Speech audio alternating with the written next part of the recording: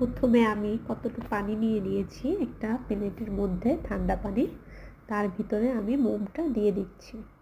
এখন আমি মোমটা ঢেলে নিব। ঠান্ডা পানিটা নিয়েছি এই কারণে যাতে মোমটা গলে না যায়।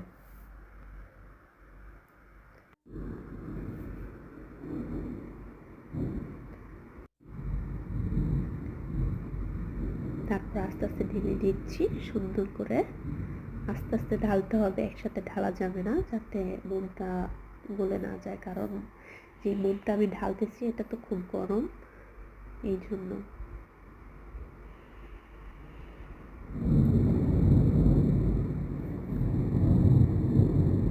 তারপর আমি এটা কাঠি দিয়ে নেড়ে দিচ্ছি, কারণ আমি এখানে আপনার যে রংটা ব্যবহার করেছি। তারপর আমি আমার যেখানে অর্ডার ছিল, যে নামের আমার দেশের, সেখানে আমি নামটা বসাই দিয়েছি এবং কিছু ঝিনুক বসাই দিব। তারপরে এখন মুখটা বসাই দিব যাতে দেখতে আরো সুন্দর হয় জিনিসটা।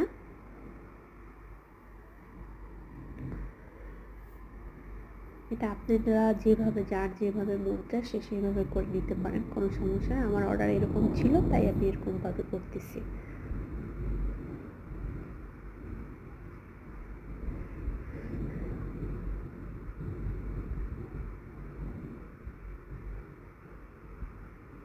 তারপরে এখন আমি এখানে বালুর মতো যাতে দেখা যায় সেজন্য আমি মোমগুলাকে গুঁড়ি গুঁড়ি করে নিয়েছি।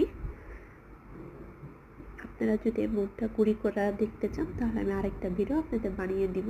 আপনারা বলবেন আমাকে কমেন্টস করে যে আপনারা দেখতে চান কি না। এটা দেখতে কিন্তু পুরা বালির মতো লাগে, এটা কিন্তু বালি না, এটা মোম দিয়ে তৈরি। এই তো আমার হয়ে গেছে। ডিজাইনটা কেমন হয়েছে বলবেন সবাই। ভালো থাকবেন। আরও যদি নতুন কোনো ভিডিও পেতে চান যে মোম কীভাবে তৈরি করে, কীভাবে নষ্ট না হয়ে যায়, ফুটা না হয়ে যায়। অনেক আপনারা বলেন যে মোম কি ফুটা হয়ে যায় নিচে মোম ঢালার সময়, এটাই কারণ।